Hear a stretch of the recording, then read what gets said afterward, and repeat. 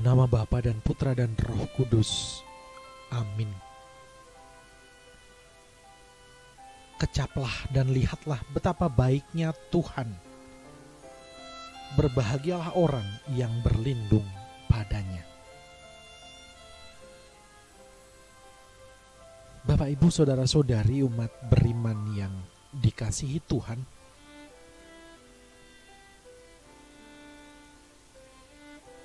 bacaan pertama hari ini diambil dari surat kedua Rasul Paulus kepada jemaat di Korintus.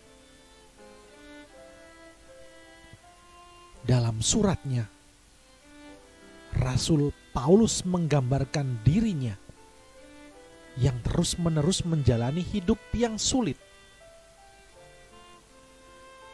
Namun dalam situasi itu, sebenarnya dia dituntun untuk menyadari kelemahannya, keterbatasannya, dan pada akhirnya ia pun berpasrah hanya kepada Tuhan.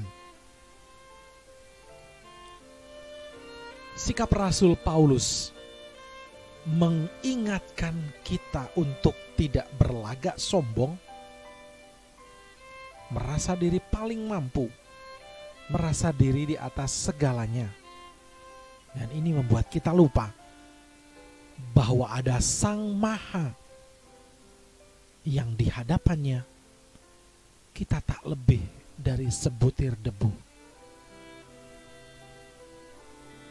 Sementara dalam bacaan Injil, Yesus menuntut kita untuk bersikap tegas dalam menentukan pilihan. Mengabdi kepada Allah atau kepada Mamon. Karena jelas kita tidak akan pernah bisa mengabdi untuk dua tuan.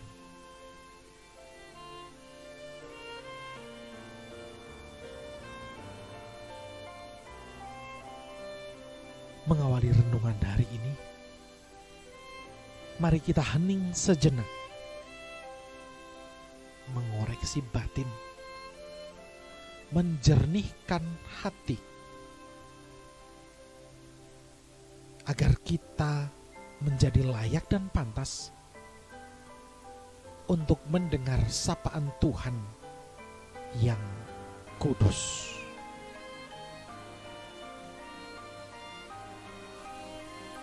Haleluya, haleluya, haleluya.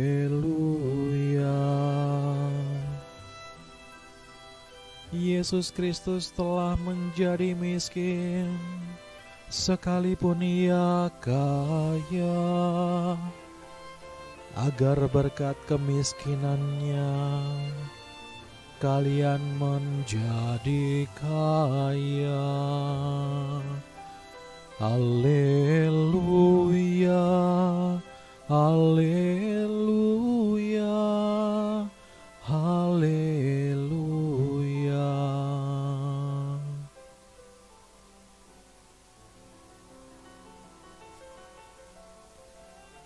Tuhan beserta kita sekarang dan selama-lamanya. Inilah Injil Yesus Kristus menurut Matius. Dimuliakanlah Tuhan. Dalam khotbah di bukit berkatalah Yesus, tak seorang pun dapat mengabdi kepada dua tuan. Karena jika demikian, ia akan membenci yang seorang dan mengasihi yang lain. Atau ia akan setia kepada yang seorang dan tidak mengindahkan yang lain. Kalian tidak dapat mengabdi kepada Allah dan kepada Mamon. Karena itu aku berkata kepadamu, janganlah khawatir akan hidupmu, apa yang hendak kalian makan atau minum. Dan janganlah khawatir pula akan tubuhmu, apa yang hendak kalian pakai. Bukankah hidup itu lebih penting daripada makanan? Dan tubuh itu lebih penting daripada pakaian? Pandanglah burung-burung di langit, yang tidak menabur dan tidak menuai, dan tidak mengumpulkan bekal dalam lumbung, toh diberi makan oleh Bapamu yang di surga. Bukankah kalian jauh melebihi burung-burung itu? Siapakah di antara kalian yang karena kekhawatirannya dapat menambahkan sehasta saja pada jalan hidupnya? Dan mengapakah kalian khawatir akan pakaian? Perhatikanlah bunga bakung di ladang, yang tumbuh tanpa bekerja dan tanpa memintal. Namun aku berkata kepadamu, Salomo dalam segala kemegahannya pun tidak berpakaian seindah salah satu dari bunga itu. Jadi jika demikian, Allah mendandani rumput di ladang, yang hari ini ada dan esok dibuang ke dalam api, tidakkah Ia akan lebih lagi mendandani kalian, hai orang yang kurang percaya? Maka janganlah kalian khawatir dan berkata, apakah yang akan kami makan? Apakah yang akan kami minum? Apakah yang akan kami pakai? Semua itu dicari bangsa-bangsa yang tidak mengenal Allah. Akan tetapi Bapamu yang di surga tahu bahwa kalian memerlukan semuanya itu. Maka carilah dahulu kerajaan Allah dan kebenarannya, maka semuanya itu akan ditambahkan kepadamu. Sebab itu, janganlah kalian khawatir akan hari esok, karena hari esok mempunyai kesusahannya sendiri. Kesusahan sehari cukuplah untuk sehari. Demikianlah Injil Tuhan. Terpujilah Kristus. Bapak, Ibu, saudara-saudari umat beriman yang dikasihi Tuhan, adalah wajar manusia perlu harta dan tertarik menyimpan barang yang indah, menarik, tahan lama. Namun benda dan harta hanya memenuhi sebagian kebutuhan segi jasmani manusia, sebab sifatnya fana, terbatas, bisa dimakan karat dan ngengat. Yesus mengemukakan bahwa harta sejati yang harus dikejar tiap orang adalah Tuhan sendiri dan berbagai bentuk pelayanan kemanusiaan yang mempertegas sifat murah hati.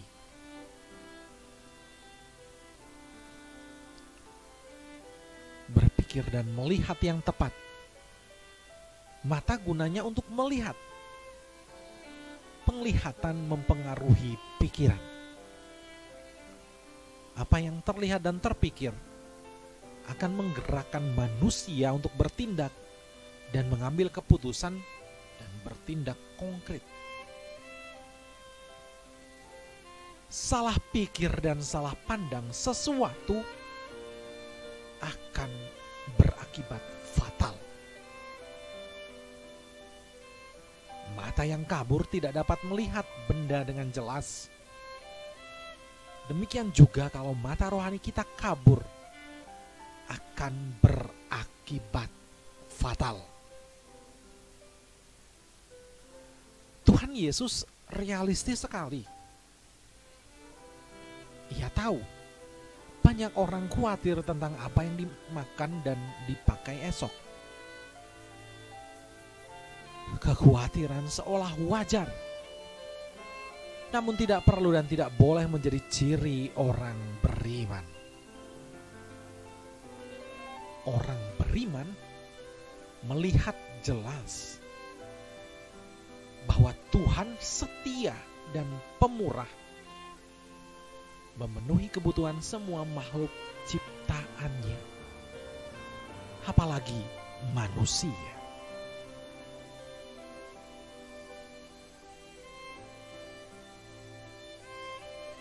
Semoga Tuhan senantiasa memberkati kita. Amin. Marilah kita berdoa. Tuhan Yesus,